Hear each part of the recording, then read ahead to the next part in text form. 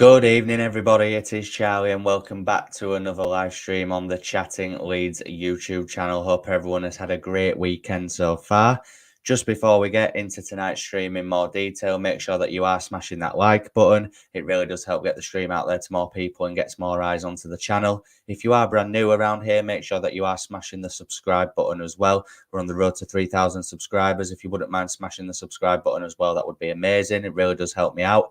Hit the notification bell so that you're always aware of when I'm uploading and going live. And of course, get all of your thoughts and opinions into the live chat, and I will be sure to flash them up on screen. And make sure that you're checking out the sponsor of the channel, Josh Firth's links are in the description below as well. It's time for the last say then, guys, on yesterday's 2-0 away victory to Plymouth Argyle down at Home Park. A victory that has now made it 8 league wins in a row for the Whites, on some serious form at the minute, and a win that, of course, took us back into the top 2.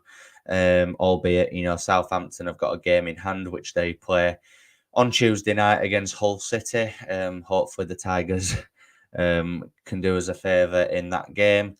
And then, obviously, our next league game is, of course, the big one on Friday night against Leicester under the lights at Ellen Road, which is all set up to be a huge spectacle in LS11. As I say, guys, make sure you're smashing the like. Please comment and subscribe as well. And we'll be getting into all of your guys' thoughts as well. Like I said, there's 7 of you in the building at the minute. Make sure you're liking and keep getting your comments in, and I'll be sure to flash them up on screen. Jay's in the building as always. Evening, Jay. How we doing?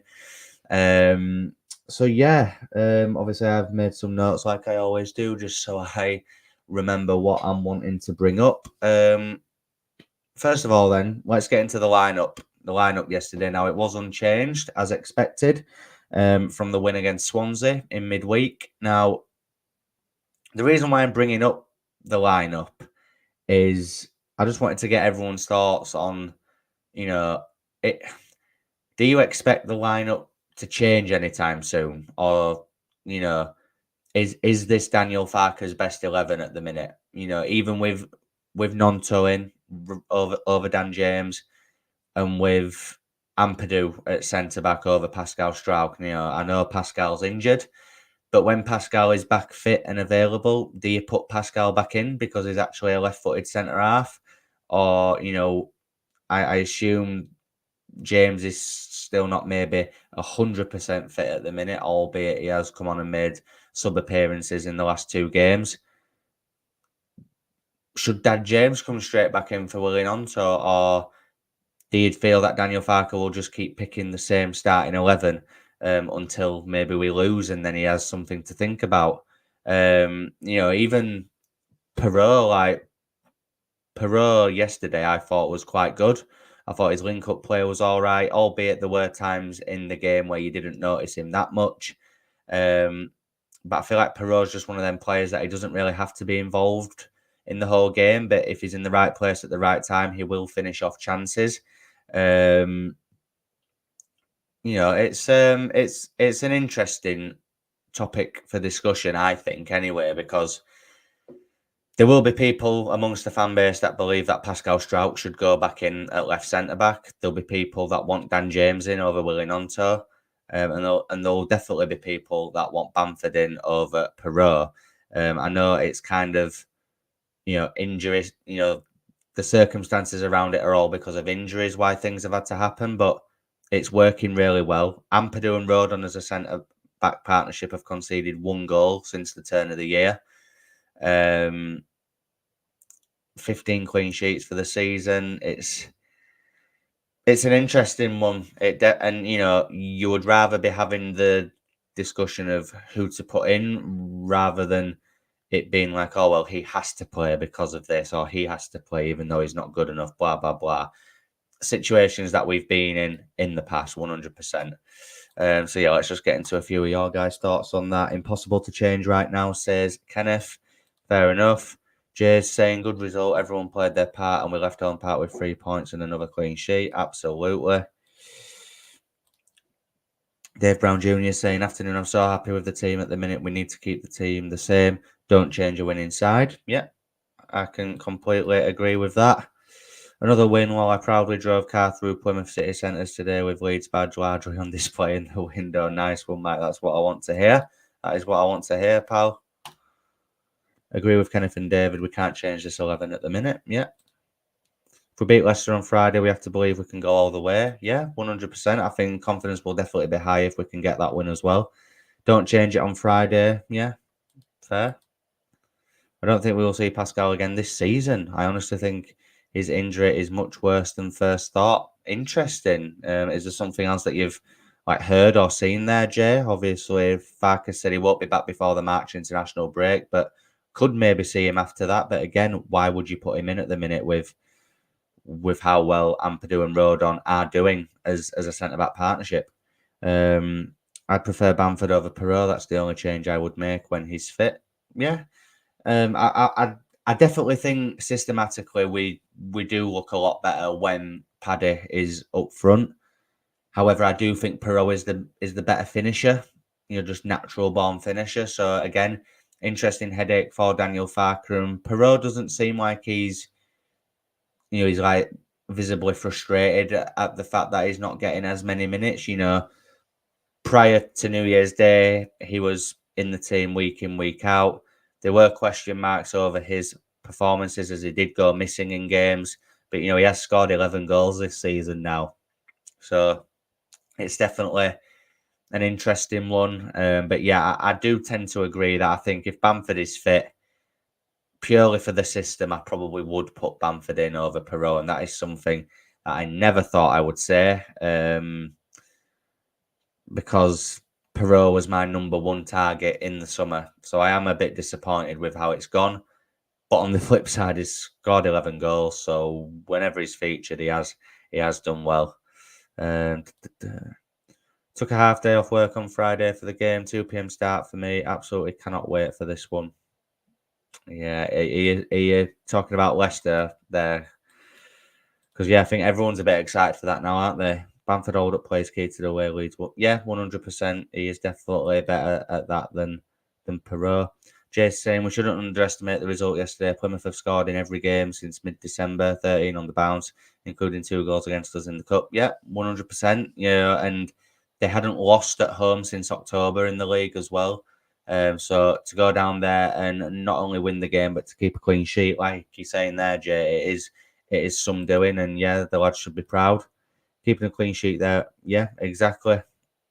To keep a clean sheet at home park has proven difficult for a lot of teams recently. So the fact that we've been able to go down there and do that is unreal. Bamford for Perot isn't really a change, though. Perot was only starting because of the injury. Yeah, exactly. Of course, yeah. So then, obviously, Jay's just touched upon it in his last comment about us not being perfect there. So, look, guys, I don't think it was a good performance yesterday. Now, you may question why I'm saying that because we came away with all 3 points. But for me, I don't know if it was the travel that the players have done recently. Now, I think Archie Gray said in his pre-match interview with LUTV yesterday that they'd flown down for the game yesterday, which, even flying, I know it's not sitting on a coach for 7-8 hours, but the flying to Plymouth, the maybe flight to Swansea, the constant air miles that they've done, the trip to Bristol, playing Plymouth twice in the space of 10 days, a home game thrown in there as well. We've played about 5 games in 16 days and we've won all of them, apart from the Plymouth game in the Cup at Ellen Road. But, in terms of the league games, we've won them all. We haven't conceded since Preston, and that was that was before the Plymouth game in the Cup, so that's like January, like mid-January. So, when I say it wasn't good yesterday, I feel like I'm just comparing it to the other performances that we've seen. Against Bristol City, yes, that was only 1-0, but we absolutely battered them that day. Against Rotherham, again, routine win, battered them. Swansea, battered them. Plymouth in the Cup replay ended up battering them. Plymouth yesterday beat them. But I do think yesterday's performance has been the poorest since the turn of the year. And again, I want your guys' thoughts. Why do you think that was? Do you think it's just the fatigue, the lethargicness, maybe of the last 16 days, just catching up with them? Or do you think Plymouth are just one of them teams for us this season that make us have to work that little bit harder? They're in a similar league position to Swansea, but yet Swansea we breezed past. But yet every game that we've played against Plymouth this season, even the one in the league at Ellen Road prior to Christmas, we've been made to work for our victories against them. It could just be that, but I thought there was a lot of sloppiness in the game yesterday. Too much giving the ball away in crucial areas. We were allowing their wing backs so much space on either side. Firth was allowing that guy on I think their right wing back, so much space in elements of that game yesterday. And there were times that if it was like a Leicester, an Ipswich, or a Southampton, the defending was quite poor yesterday. Well, when I say poor, there were just instances that if it was a better team that Leeds were playing yesterday, that they could have cut us open quite easily. But because it's Plymouth and they haven't got great finishers in their team, that's why they weren't able to take their chances very well. But I just feel like on another day against a better team, we would have conceded a goal yesterday, at least one goal. So, I hope that against Leicester on Friday, for example, that we can work on those little negatives that we saw yesterday, improve on it. Because let's be honest, the Leicester game on Friday, it'll be like a basketball match, won't it? It'll be back and forth, it'll be open, it'll be end to end. And I think that will suit us down to the ground. On the counter-attack, we'll be able to cause Leicester some serious problems. But the main thing for me is that Leicester have got very good players, very good finishers in this league. And if we are sloppy for even just one moment in the game, they will capitalise on it. They will. You've got Dewsbury Hall, you've got Fatawu, you've got Mavididi, you've got Iheanacho, Daka, Vardy. They've Ndidi. They've got players who can definitely hurt us. So I hope that we can work on those little negatives from yesterday to improve against Leicester 100%. Stuart saying it's been a tough 15 days. Yep, it has. I agree we looked leggy, but I think next game will be on fire. Fair enough. I wouldn't say it was a poor performance, but we looked tired. Travel takes it out of you.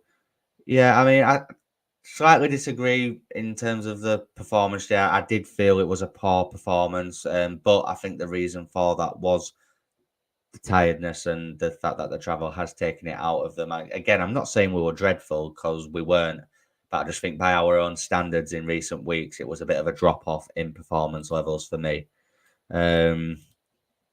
Yes, they were tired, but you look what? All right, at the amount of games they've played. Yeah, 100%, mate. Yeah, Plymouth played well, implemented their press really well, but they didn't have. Yeah, exactly. I thought Plymouth were actually quite good in the game.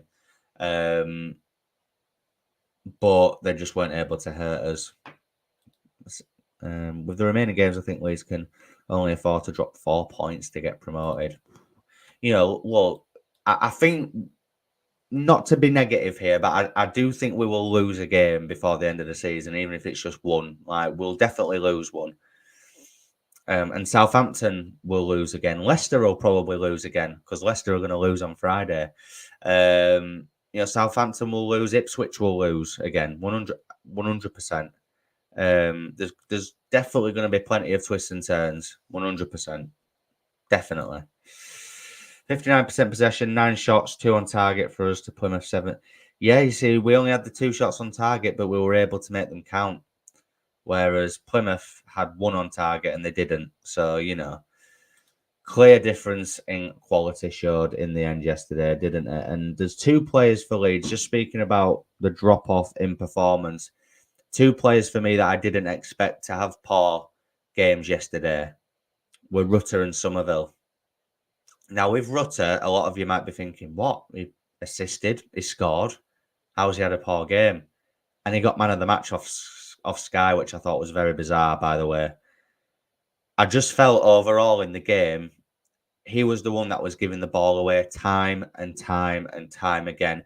Had his back to goal, A lot of the time, he was receiving the ball, he was trying to do the turn. That usually works for him most weeks, but it just wasn't sticking to him yesterday. For some reason, again, it could be the tiredness, the fatigue, or whatever, but it was just not sticking with him to the point where on the watch along, I was saying that Farker should have taken him off.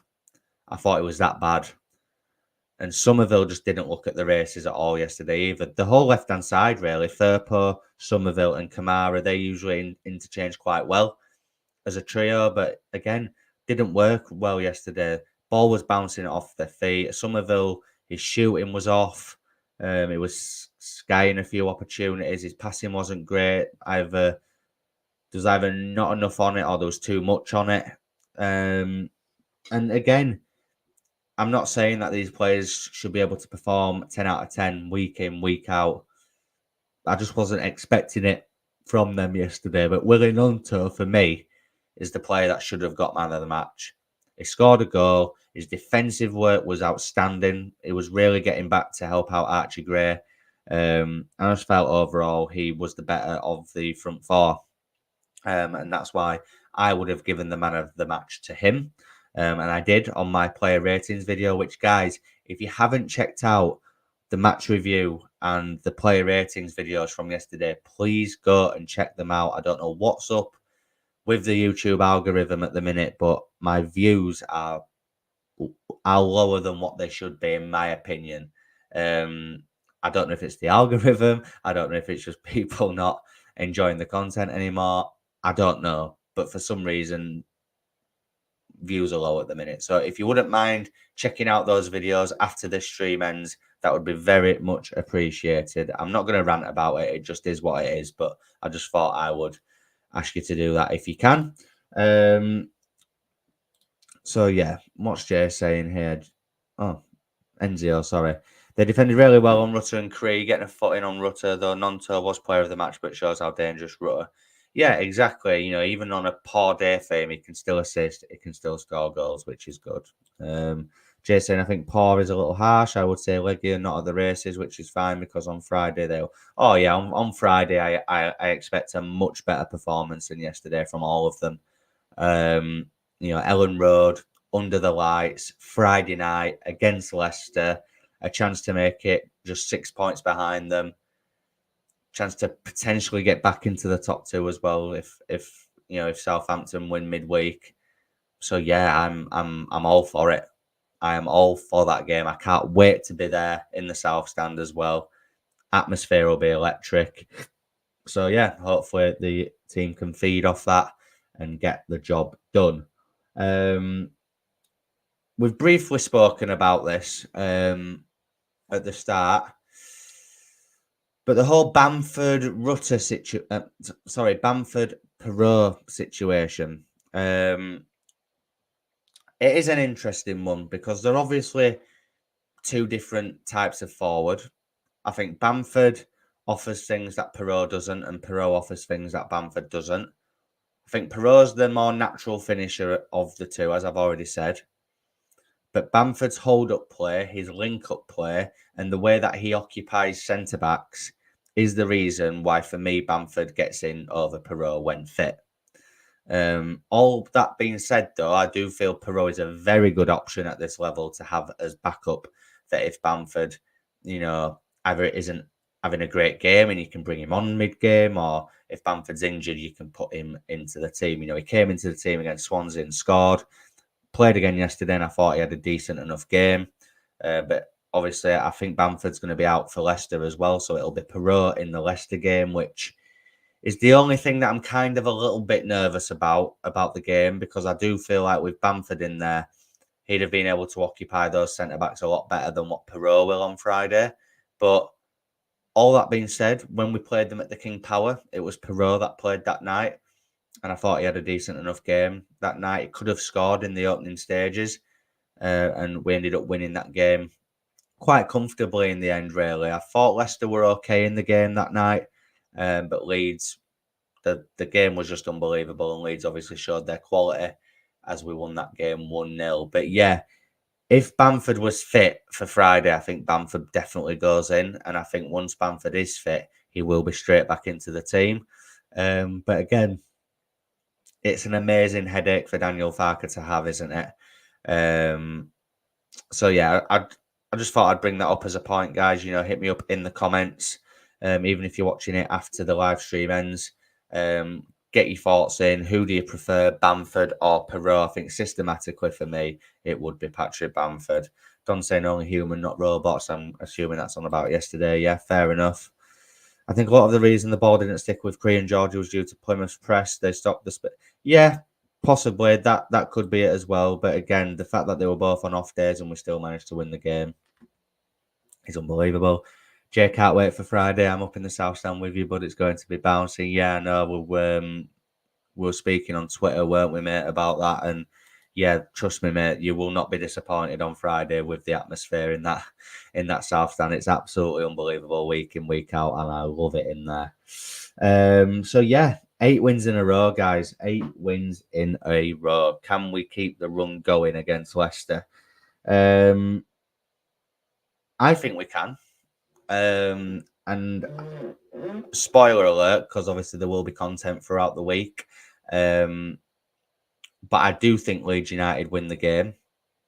I think our home record is insane this season. I think we're the only team in the English top 4 leagues that haven't lost at home this season yet. And I'm just loving this team at the minute. I'm just loving the unity, the togetherness, the connection that the fans have got with the players once again. Farker, I love Farker and everything that he's doing with the players.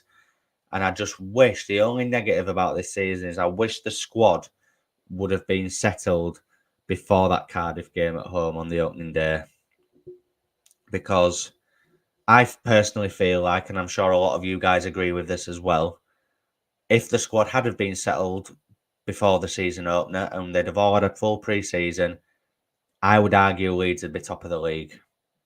Either be top of the league or we would be comfortable in second now. Very comfortable. That's my opinion anyway, and I'm sure it's a lot of yours. But that is the only negative about this season for me so far, is that first 3 games of the season. Those first 3 games, Cardiff at home, Birmingham away, West Brom at home, where we only picked up 2 points out of 9. That has effed us. That has effed us for this season. But the fact that we've managed to bring it back and we're in this position now just speaks volumes about what Daniel Farker and his staff and the players have been putting into the training sessions this season and everything that's been implemented. Yeah, absolutely loving watching the team at the minute, and it's just so comfortable to watch, albeit the Leicester game on Friday, I think will be very nervy, very tense, but also I think the atmosphere will counteract it and make it a very enjoyable evening. Fingers crossed that we get that one over the line, because that that would be a huge statement to have done the double over Leicester, the double over Ipswich, and then if we can go and beat Southampton on the final day, whether that decides promotion or not, just beat them. It's a big statement. It really is for me.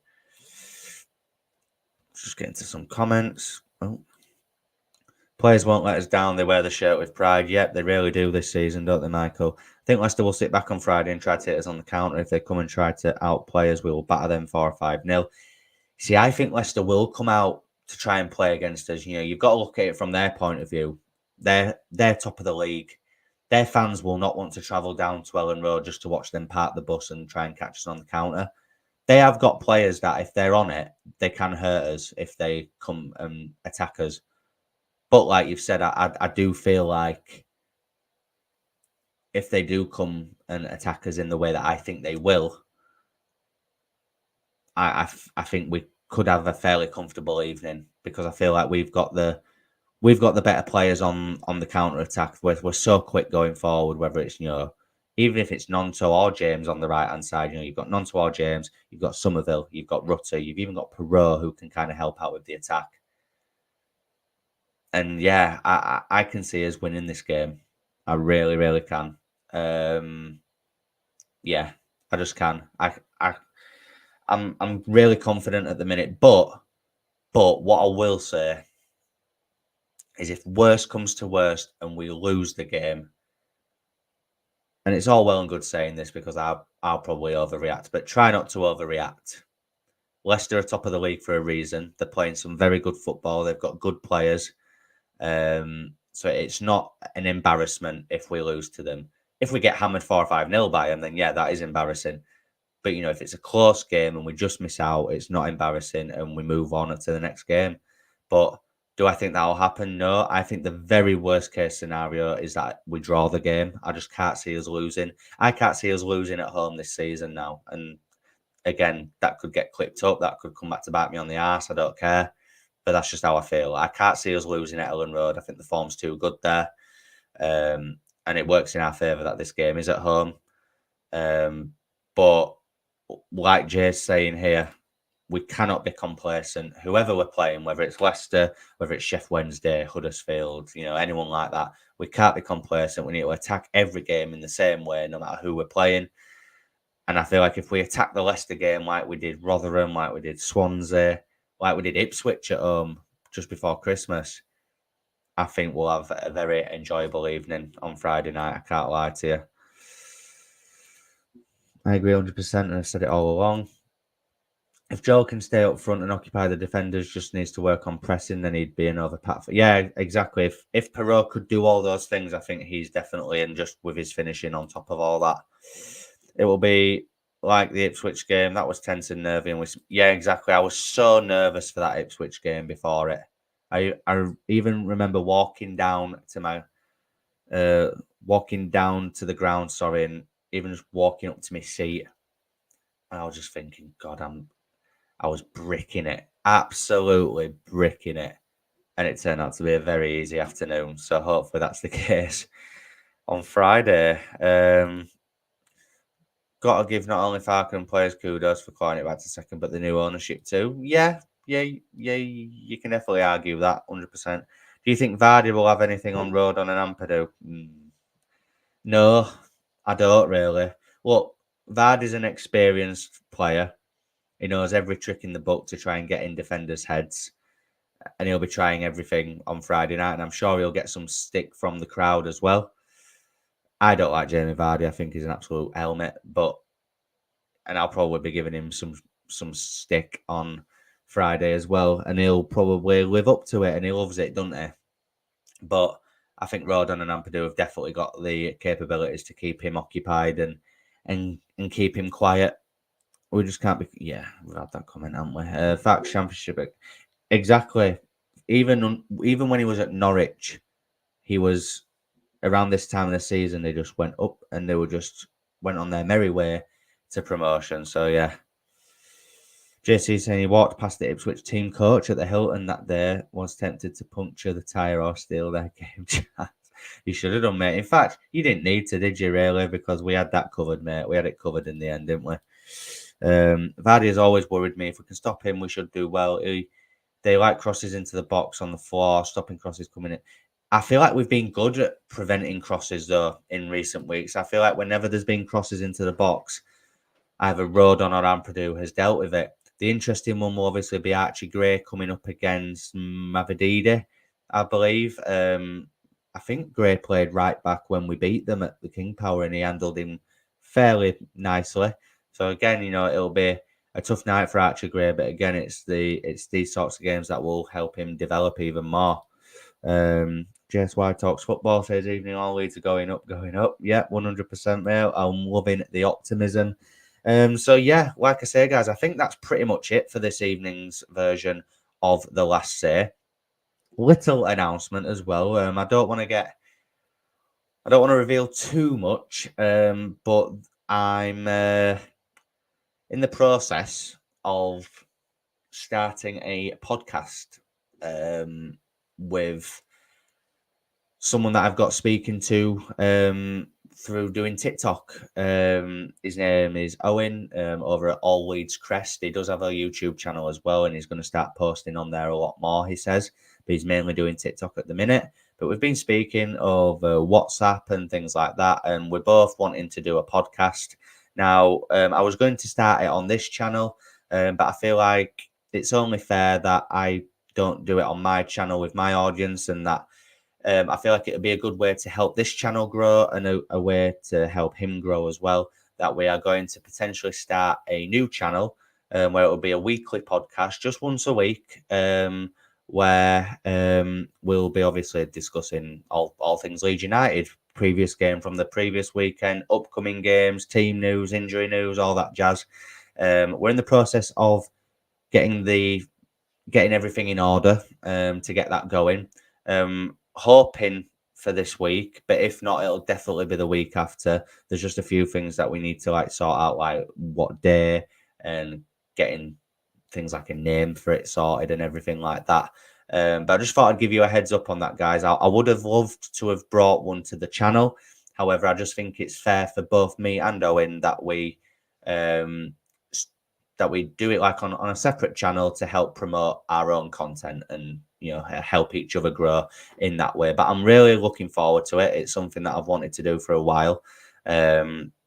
Obviously, I'll be open to having him on this channel and I'll go on his and things like that. But I just thought I'd be open and transparent with you guys and just make you aware of it, basically. So yeah. We'll leave it there for this evening, guys. Really appreciate everybody that has dropped by and dropped a comment into the stream for this evening. If you haven't already, please make sure you are smashing a like on the video. Please subscribe to the channel if you are brand new. Hit the notification bell and, of course, get your comments in even if you're watching after the live stream has ended. And go and check out all the previous content from the last few days as well. Don't know what's up with the algorithm at the minute, but if you could help me improve my views, that would be very much appreciated. Not sure when I'll be back on the channel, guys, as obviously the next game is on Friday night, but there will be some pre-Leicester content over the next few days. Make sure you're keeping it locked at Chatting Leeds. Enjoy the rest of your weekend, and I will see you in a bit. Cheers.